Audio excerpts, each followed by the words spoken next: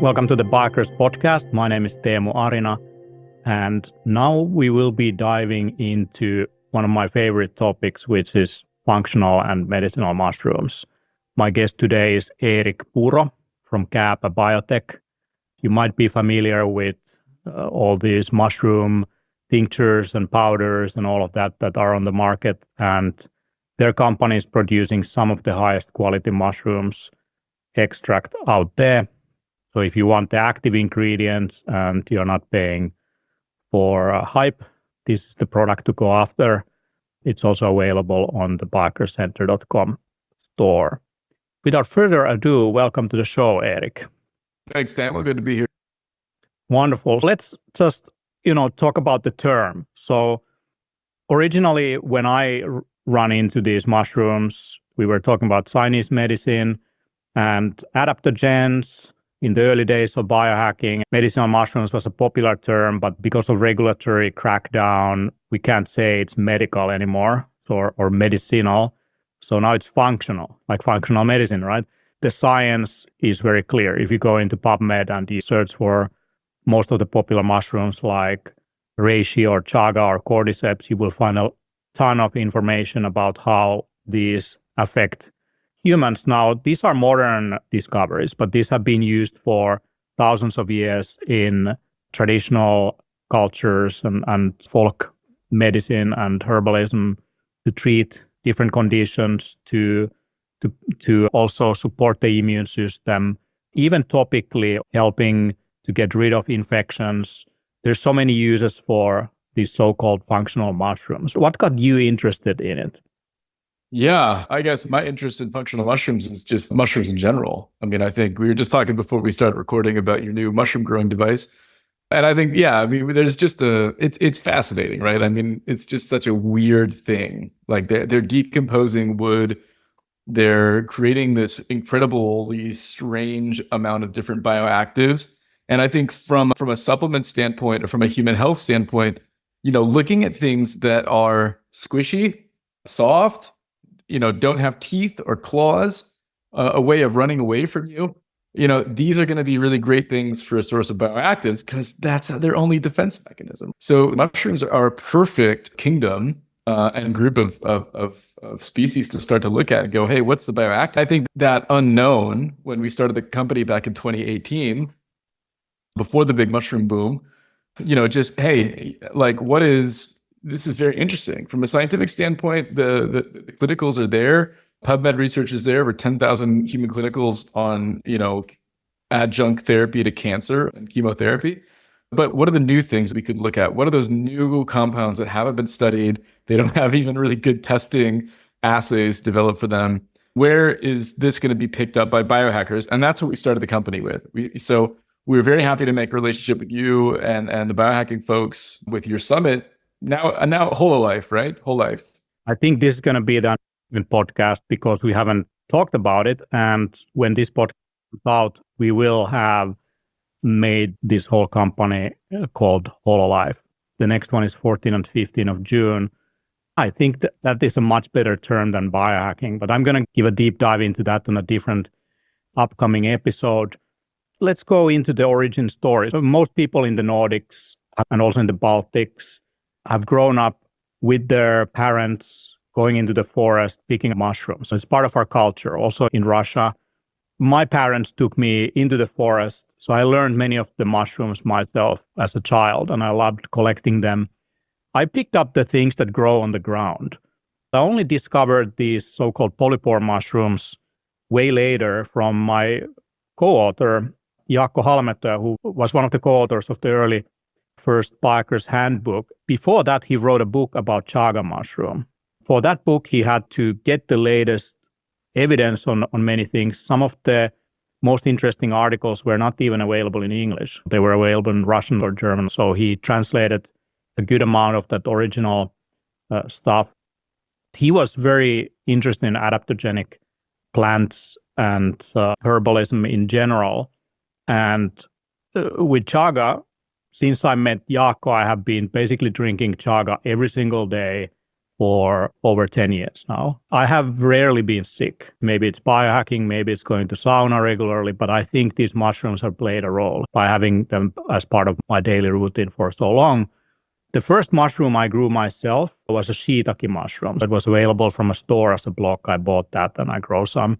And like you mentioned, that we had a little discussion on my growing pod. Now I have been growing lion's mane, which is one of the most popular hyped mushrooms for cognitive performance and increasing neurotrophic factors. What was your first touch with mushrooms? What got you interested in it? You told you've set up this company, but I'm curious, why are you interested in mushrooms?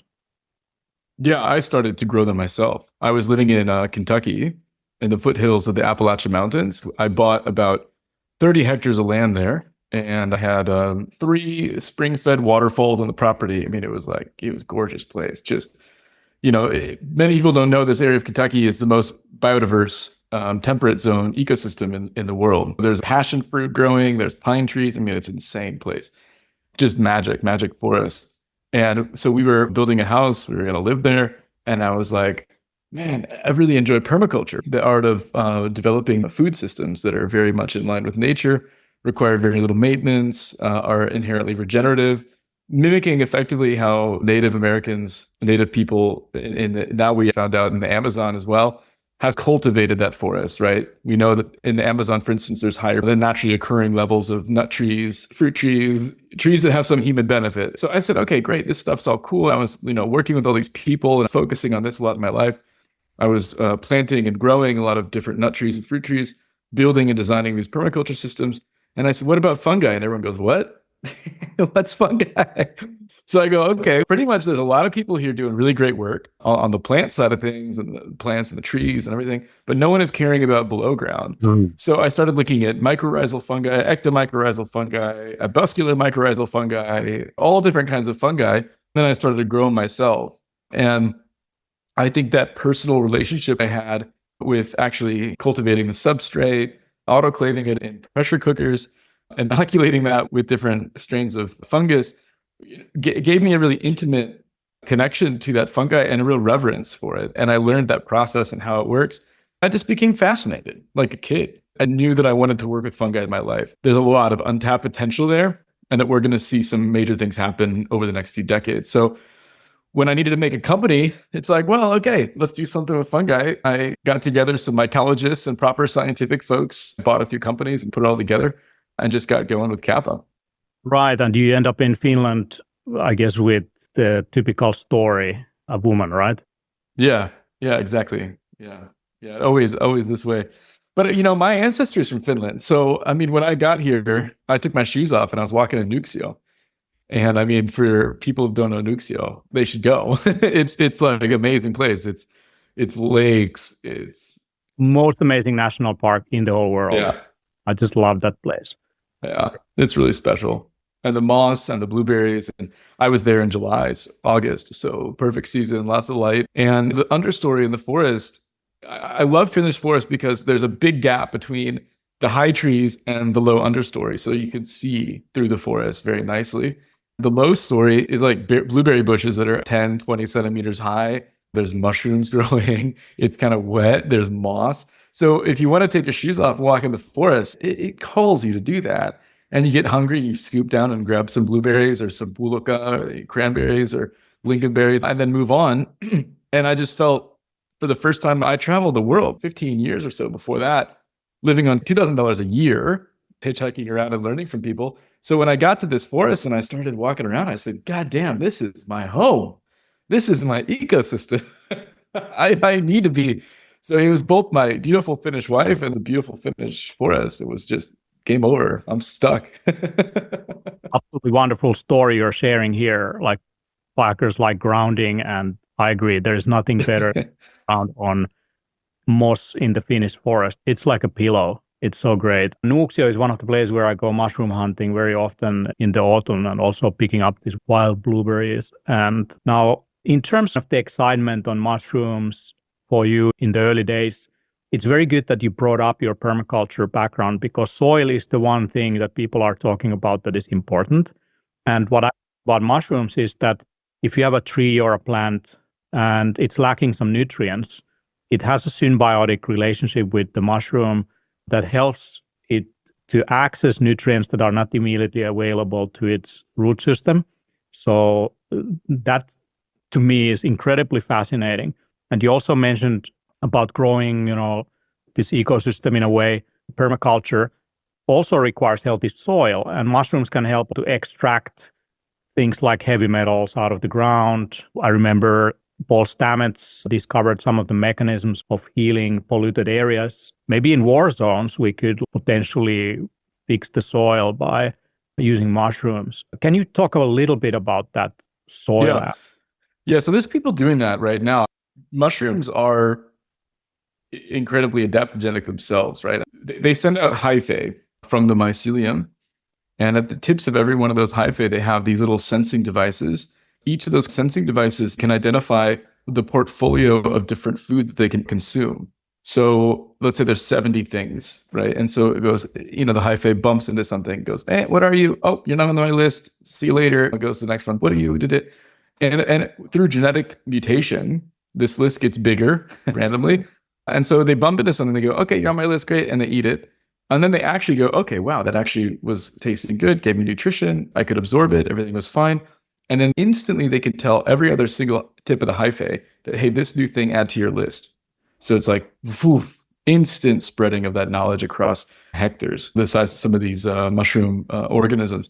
And so what eventually, what we know is mushrooms can decompose plastic. They can eat plastic. They figured out how to decompose that. They figured out how to decompose and not decompose heavy metals because that's impossible. They're an element. They can't be broken down, but absorbing them, they can eat them. They can break down radioactive material. We find them in Chernobyl. We find them helping to heal large swaths of forest after the Chernobyl disaster. They can do it quite rapidly.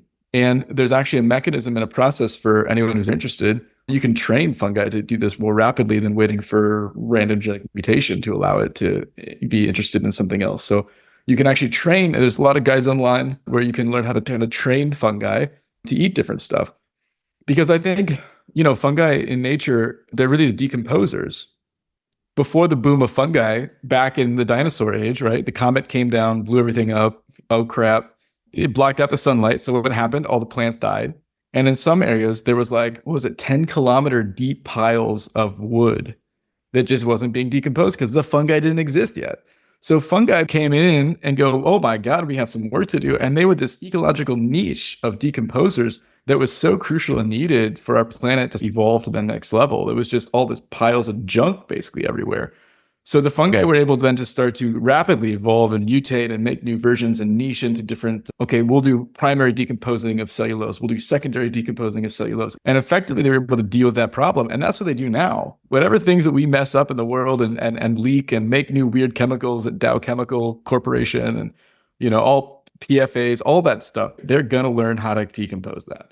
So I think that there's some great work being done by amazing individuals across the world right now in terms of actually putting those fungi into the soil to help clean it up. I think there are incredible chemists that can synthesize the molecules that we need.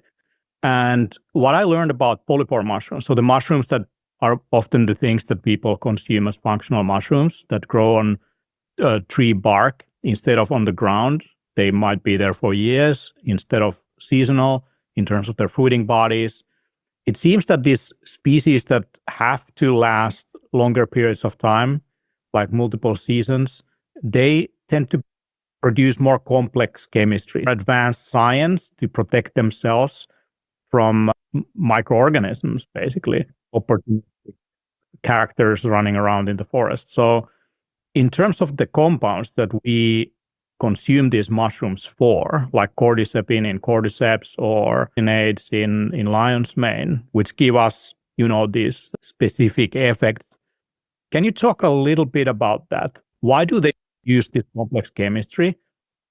What it's used for, and why it might be doing these things that are beneficial for humans? So, for instance, one example you were talking about earlier with chaga, this is what grounds a lot of Finnish people, Nordic people, Estonians, Swedish to the functional mushroom space. If you take a look at chaga, it actually has this black crust on the outside. And it's a very sure sign way of going, This is chaga versus a cancerous growth on a tree. It has this sort of black crust. And that black crust is mostly made up of melanin, which is a skin pigmentation compound, same in our skin, which makes us different colors of skin. The more we have, the more it's blocking the sun's rays. So the closer you live to the equator, you're going to have more melanin. You're going to be blacker in your skin because you're going to want to be stopping that sun's harmful rays from destroying your skin. I mean, UVB, UVA, these are very harmful rays. That's why we wear sunscreen and all this kind of stuff. So chaga is, of course, on the tree for 20, 30 years with no protection, just staring at the sun all single day. So it actually produces its own melanin to do that. Fungi react very similar to mammals in terms of developing these mechanisms to protect themselves. I think we're so interconnected, right? Nature, humans, mushrooms, we're all so interconnected, it's unreal. We have spent effectively a decade or a century-ish with the school system and our modern way of looking at science, compartmentalizing everything. We have this reductionist philosophy in science where we try to reduce something to its most singular parts, and then we build up a model. That's how we explain the world, right? A tree acts like this. A fern acts like this. A blade of grass acts like this. The bat acts like this. And you put all those sums up and you go, okay, that's the forest. What you miss when you do a reductionist scientific thinking is you totally miss the interconnectedness. You miss all those synergies. You miss all that space that actually things are depending and controlling and designing and pushing and giving constraints for each other. It's a very complex web, this earth and our own bodies, if we look at it as a microcosm. The single biggest organ by weight we have in our body is our gut microbiome, which is it us? Or is it not us? I don't know. But we're massively interconnected with our ego space. So the way I think of it is, why do we get sick?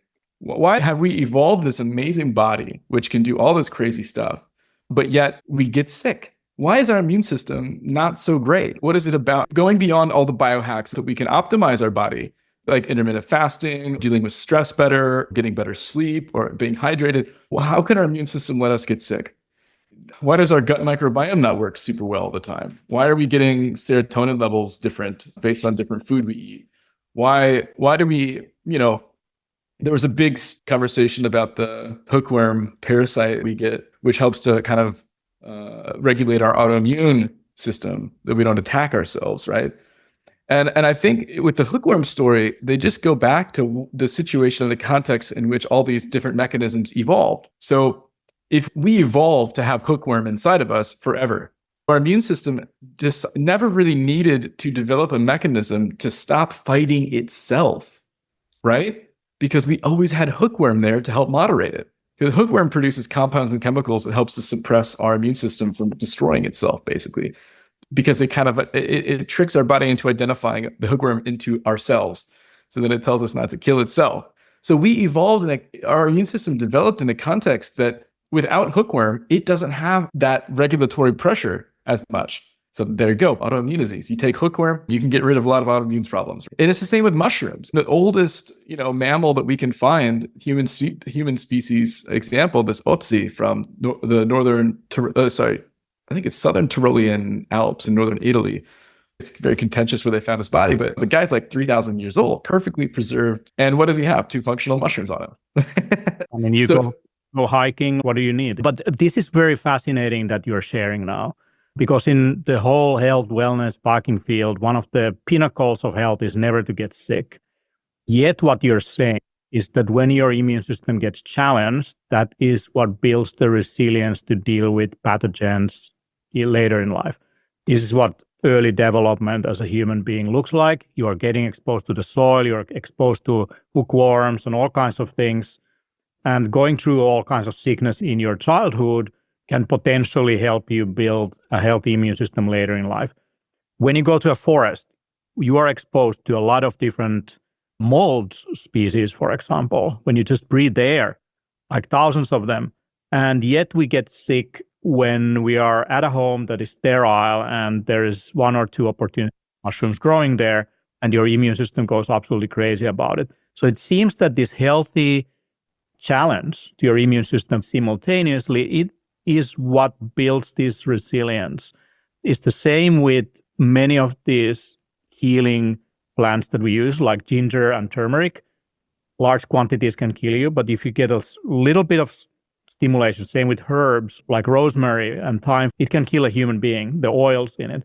But in small quantities, they stimulate our immune system so that you become more resilient. So I think this whole craziness about health and wellness doesn't always recognize the benefit of getting healthy exposure to dangerous things. Don't you agree? Yeah. Yeah, I totally agree. Whatever the context in which our body evolved in is the context that we should try to create for ourselves. It wasn't sterile 100,000 years ago, 250,000 years ago. By far, we were eating on the ground. We did intermittent fasting. We had some periods where we stayed awake all night. We had periods where we pushed our bodies to the absolute point of exhaustion in hunting and fighting activities. And then we had periods where we rested. And it's like, okay, and we took mushrooms. It's like all the things that we did back then is the context in which our body evolved in, and it's the context in which our immune system has developed. So when we don't have that context now, something is going to be off. We don't have enough gut microbiome. Well, our bodies didn't evolve to have less than what's needed gut microbiome. We have to have enough. You have to supplement it and fix it and quit taking antibiotics. You have to just look at what is that situation that human beings lived in 250,000 years ago and try to recreate as much of that as humanly possible, like the blue blockers, right? So we didn't have blue light at night. We had fire. Fire doesn't have blue light. So it's like, these things seem new. They seem weird. They look cool, whatever. But we just try to get back to where because the hardware hasn't changed, right? The hardware is exactly the same as it was 250,000 years ago. The brain is the same. Culture has changed.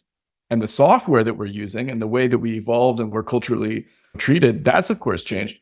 Last weekend, I raised 6 sheep and I'm butchering them. I've got a bunch of ducks I'm raising right now. I just butchered all my chickens. I'm hunting deer with my kids. Oh, I'm so happy. They love this context. They're out there helping me kill these sheep. They're not asking, is this right? Is this wrong? Daddy, what about, my hands are bloody. I don't feel good about that. We're eating that raw blood together. We're taking part in activities that connect us with our ancestry for hundreds of thousands of years. Yeah, we're so disconnected from nature. Like most people never foraged or hunted or gathered their own food. It's coming neatly packaged in often plastic containers. They have no idea of it. And I truly understand people's ethical questions about many of these things. But if we think of, for example, this region we are in, it's a pretty harsh condition most of the year. Yeah. Winter, nothing grows.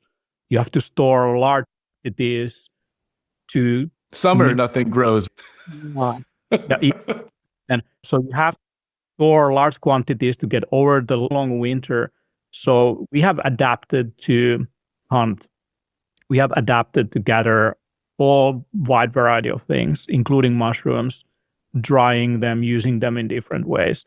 Now, I think most people who listen to this podcast, they are interested in, okay, what can I do? What can I do with these mushrooms? Okay, you gave me a very interesting story about our relationship with mushrooms. Why don't you, Erik, give some basic information about it? So when you look at the majority of the clinical evidence, most things are focused on beta-glucans. They're the compounds that are immunoadaptogenic. They're the adaptogenic properties of the mushrooms. They're helping to modulate our immune system. Each mushroom, it's kind of the cellular building blocks of the mushroom, almost like fiber.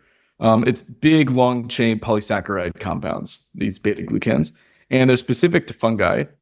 We know they're more in reishi, they're less in chaga because chaga is 90% wood. That's a different story. They're only fungal compounds. When we started working with the biohacking folks, what we learned right away is that, majority of people do not take mushrooms for the immunoadaptogenic properties. Now, that's a side benefit, and that's great.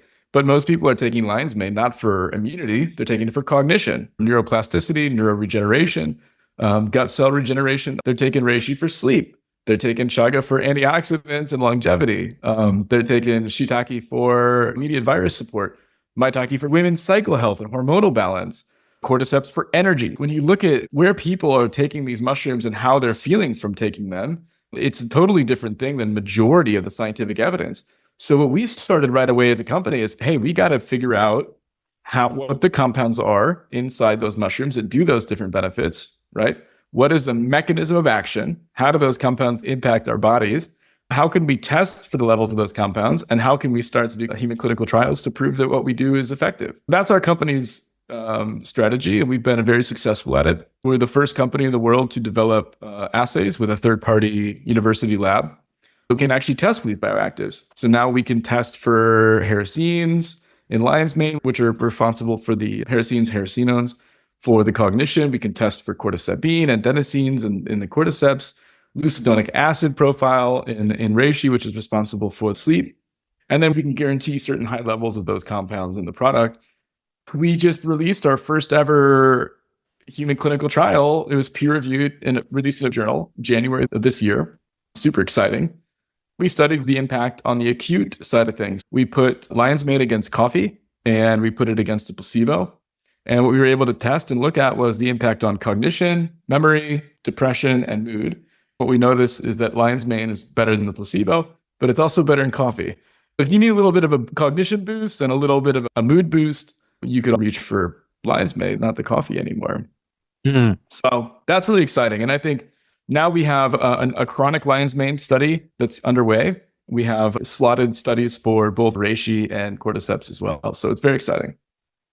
So if I just give for the listeners a quick overview how I use these mushrooms myself and for what purpose. Yep. In the morning, I like to put some chaga in my coffee just for the endurance reasons. It helps with oxygen intake, for example. It has a ton of antioxidants, 10 times more antioxidants than coffee, to my understanding. So I use it for that. I put lion's mane occasionally there as well, because it helps with neural growth factors. Sometimes I'm not using coffee. I'm making hot cacao or something like this. So another way, I'm using fats in my coffee because it helps absorption of a lot of things, including many of the compounds that are in these mushrooms as well as a carrier in addition to the water. Now, the other thing that I like to do sometimes is cordyceps instead of coffee. So I might have like a cordyceps drink, and cordyceps, because it has very similar stimulatory effects like caffeine, but it suppresses sleep. So I don't take it later in the day. I only take it early in the morning. In the evening, I like to use reishi and sometimes other mushrooms for digestive reasons, like maitake, for example. And the shiitake I use for immune system support, and turkey tail occasionally as well. And reishi is another thing for immunity, but I like to take it in the evening because it doesn't disrupt sleep. Quite the contrary, it can increase sleep dreaming considerably. I've seen some super wild dreams while taking reishi. So if someone wants to see more dreams, reishi is amazing for that. Did I get it right in terms of my protocol of using those things throughout the day? Yeah, you did great. The number one question we get from customers on our website is that, I need to stop taking reishi. It's giving me crazy dreams. Their standard response to people is, well, tell me about a normal dream that you have, because dreams are crazy. A lot of people take reishi and they dream maybe for the first time in months because they get proper sufficient amounts of deep sleep. And I think it's such a blessing to have dreams every night. If you don't remember the last time you had a dream, you should really fix that. And it's also great to take with alcohol. If someone's taking some wine or something like this, having a little bit of reishi, yes, reduces the hangover. Yes, we did a study with the university in Serbia looking at the heart rate actually that spikes after you drink alcohol. Your heart rate is bumping, your temperature is raised, you don't get very good sleep. But if you take a little bit of reishi, you can get that heart rate back down again much faster within an hour of it taking a drink. So even if you drink a bed at night, it's good. Take some reishi, you go to bed easier. Now, in terms of these compounds, so you spoke about beta-glucans, great for immunity. In general, beta-glucans are also in some other plants, like oats have beta-glucans as well. The interesting chemistry in there, like cordycepin, why do these mushrooms produce that chemistry? What's the role of that molecule in the mushroom? Blood-brain barrier, right? So we know that it's part of cordyceps' attack mechanism is also to cross the blood-brain barrier in insects and take control over their bodies. It's a parasitic fungi on insects, right, in nature. So we wonder, is cordycepin the compound that also does all that stuff in insects? Because insect brains and human brains are so different. When it crosses into our adult human brains, it's doing something different. And then what it does in humans, of course, is increase VO2 max. It's vasodilative. It suppresses melatonin production, our natural hormone for sleep. So we have abilities to use these compounds. And that's the interesting thing. I think it goes back to our original conversation around interconnectedness. We co-evolve with these mushrooms because we have receptors, we have the ability to actually take in their compounds. They could have developed these compounds because they were advantageous for humans. And so humans took them and helped the farm and keep them alive. And that could be the reason. They actually benefit in the fungal side. They're there just for humans. And we had such a deep relationship with them, like nut trees and fruit trees and whatnot, that we kept them alive and they kind of kept making those compounds. We grew more of them. More intelligent than us, and they are using us. Yeah. Maybe some people have seen this series called The Last of Us. In that, it's cordyceps that takes over the world. Sometimes when I grow my lion's mane, I'm kind of like wondering if that mushroom is like cunningly cunning me to take over the world by using me.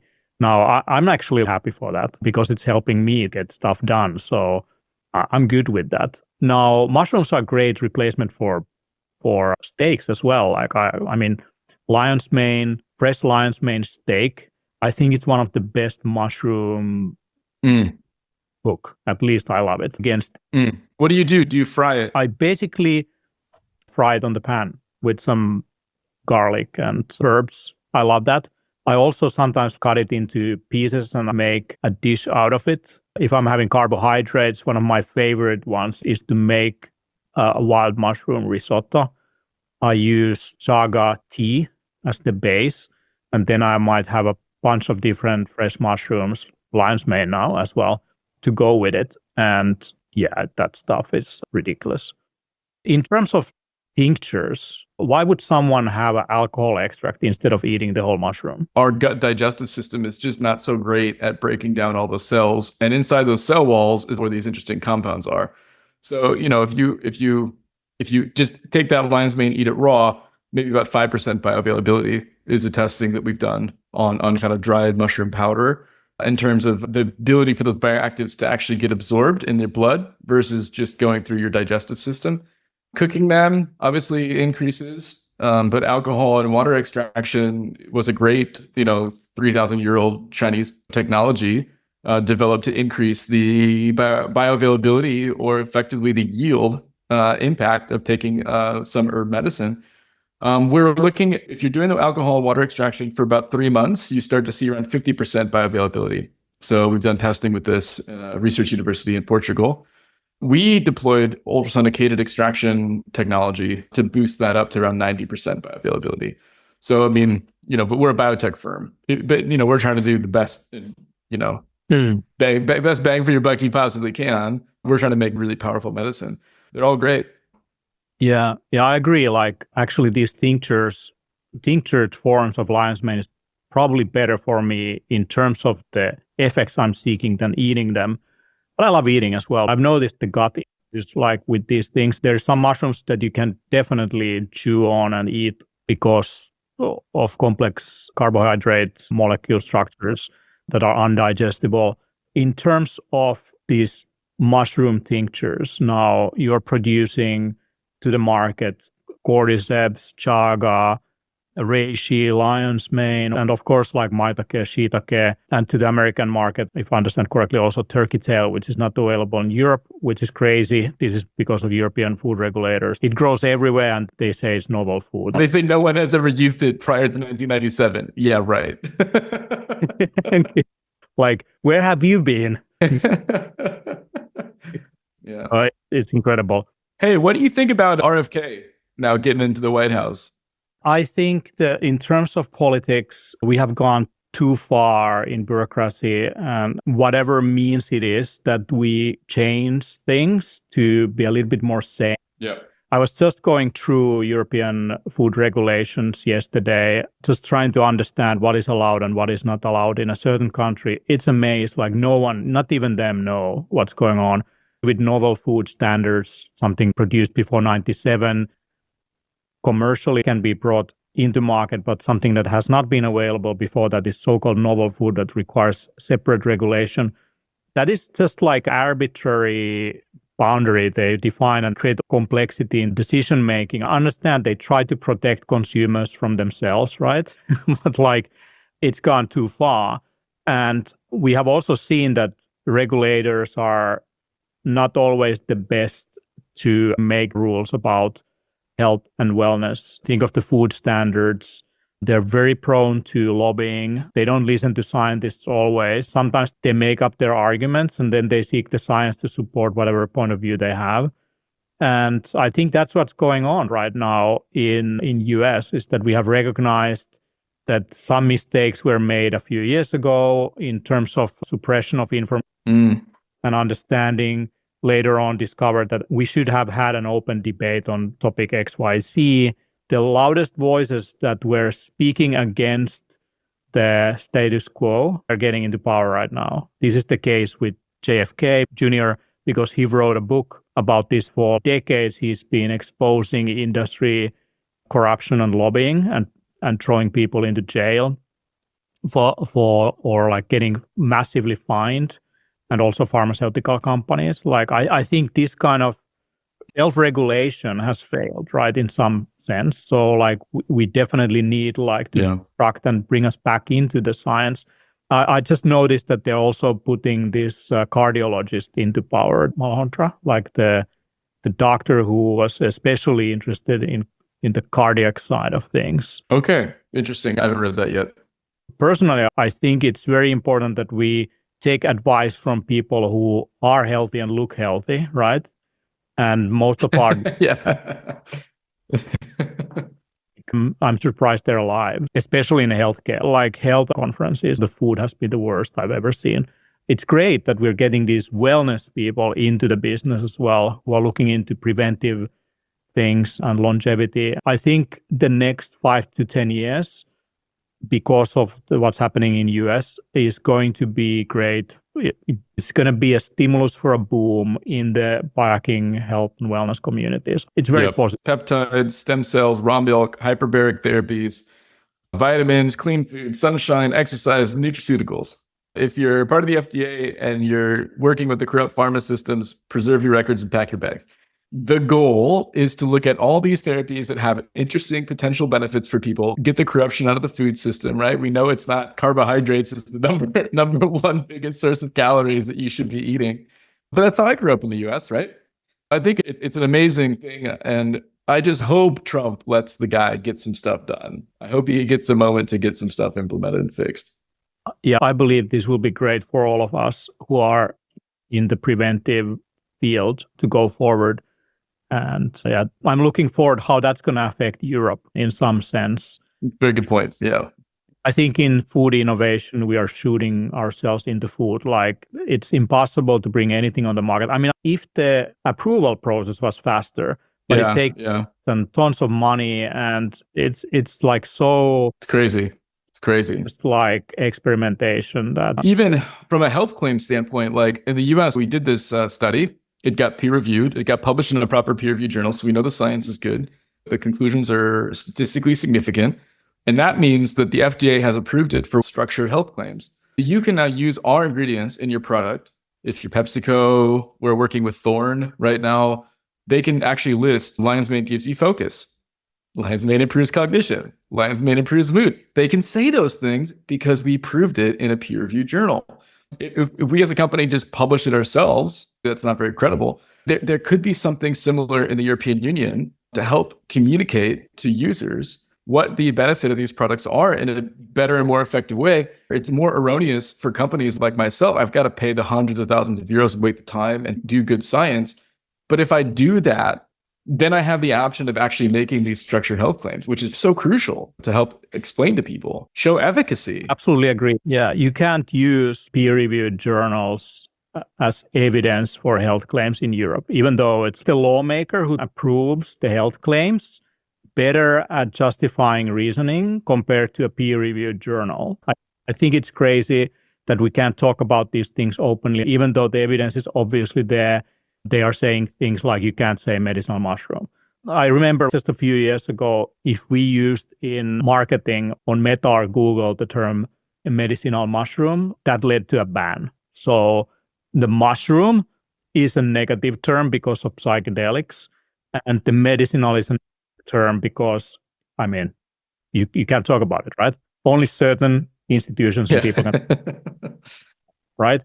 But yeah, having said that, everyone who does their own research, goes into PubMed, listens to the real experts, and has experimented with these things for the last few years knows that these things have. And that's why it's so crucial what you do, Teemu, right? It's so crucial what you do, because I think it's such a crucial role you play, and this kind of inspiration you give and thoughts that you have, and the way you can easily communicate it to people and help educate folks and inspire them to focus on their health. I think it's a really amazing thing, because we're stuck in a situation that it's very difficult to do that effectively. These functional mushrooms are extremely popular now. I go into biking conferences or local health stores anywhere in the world. They're full of mushroom products, many of them questionable. So as a consumer, how could you make a sound decision on what to put into your body? My recommendation is don't think too much, just get stuff from Kappa. You can't go wrong with that. But if you would give some advice to someone in terms of choosing the mushroom products, what should they look out for? Yeah, our company has a division called Nordic Mushrooms, where we supply ingredients for 130 global brands that use our mushroom extract powders and liquids to make beautiful products. The reason we started the company was a reaction to the poor quality material we saw coming in from China, which is, majority of brands that are currently making products is importing the raw material from China, or the extract powder from China, and they're just capsulating it or mixing it with coffee, et cetera, et cetera. What you need to know as a consumer is traceability, right? Where does this stuff come from? And what are the COAs? What are the actual compounds inside? Every single batch. If you don't know that, don't take the product, because it could be whatever. There was a study published a year and a half ago out of Italy that looked at the top 20 mushroom products sold on Italian Amazon. Out of the top 20, only 6 were the correct DNA.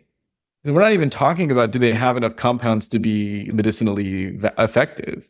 Are they just the right DNA? Only 6 out of 20.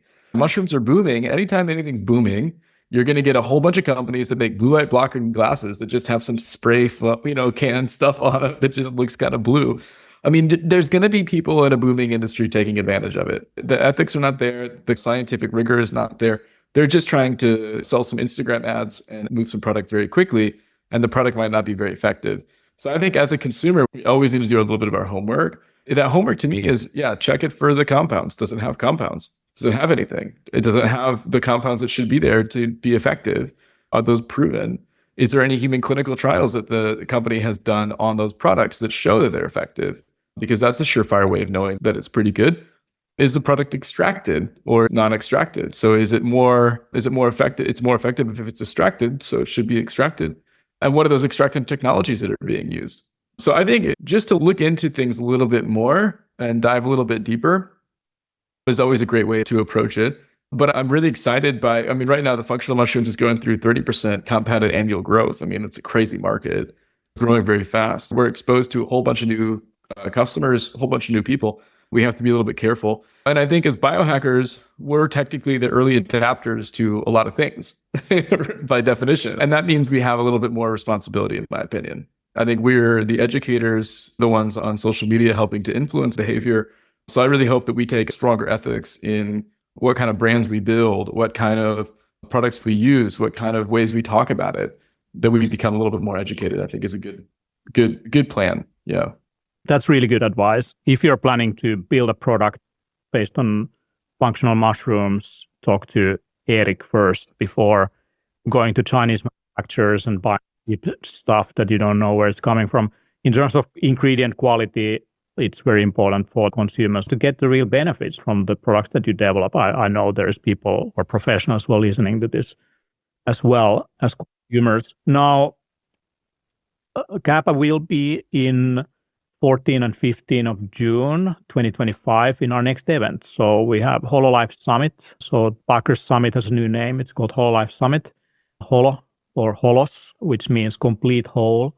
So HoloLife is complete whole life and holistic life. If you are into this lifestyle, you should come over and talk to Erik about these things. But before that, you should check out their products. And we have some of those available on our store.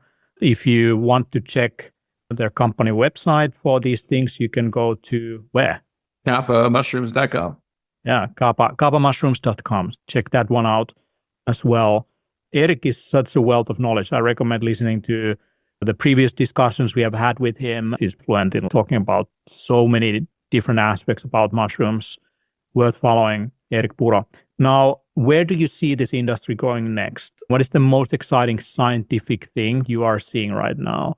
I think the biggest thing is we've gotten reishi, chaga, all these mushrooms famous, right? They've gotten really popular. It's about 7-8 species at max.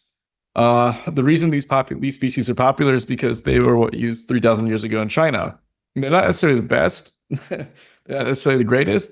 They're definitely not European, a lot of them. They're just what was used in China a long time ago and were able to be brought into the FDA and EFSA, European Food Safety Authority, very quickly. If we look at cognitive function as a benefit that a mushroom could give, we have identified 3 other species that are a lot better than lion's mane. Some work on different mechanisms of action. There can be really interesting mushroom stacks for cognition. I think we're just getting started. We're just skimming the surface. The 2 biggest places the market's going to go is with very innovative product delivery methods, right? So right now we have tinctures, we've got pills, some people made mushroom coffee, but I think that there can be innovative replacement technologies for other functional beverages. We can integrate functional mushrooms into people's daily routine very easily, right? So I think that's one. And I think our technology around limiting the dose size, the effective dose requirement to be less is a way to help facilitate that.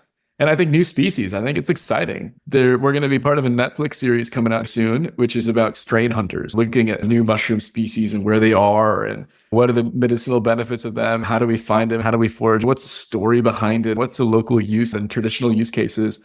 I think we're just getting started. The world's just waking up to the power of mushrooms for our health. I agree. Strain hunters, that sounds amazing. I'm definitely going to check it out once it comes out. I'm really looking forward to what you guys are doing, but I want to also congratulate you guys that you have taken the risk to enter this complicated market and staying true to the quality and science and testing and efficacy and bring these high quality ingredients to the market. I think it's necessary. I'm very happy that it's coming from Finland and you as an American. It's great that you're doing the work that you do in Finland, walking barefoot in the forest in Nuuksio National Park and realizing that this is my home, taking those products into the largest markets in the world. So thank you so much for doing your work. I personally don't think there is any other supplement that I use every single day than mushrooms. Like I don't even use vitamin or anything really, but I always have some chaga tinctures or powders or extracts with me, plus many other things. So this was a great conversation, and check out KappaMushrooms.com for more information. And if you want to get some of the products, check out ParkerCenter.com. And Erik, where people can follow you if they want to follow you on social media? I do a lot more on LinkedIn than Instagram, but LinkedIn is just Erik Puro, and we're sharing a lot of the scientific evidence and market research and things like that on LinkedIn. And then on Instagram, every once in a while I put up something kind of funny or interesting. Happy to connect.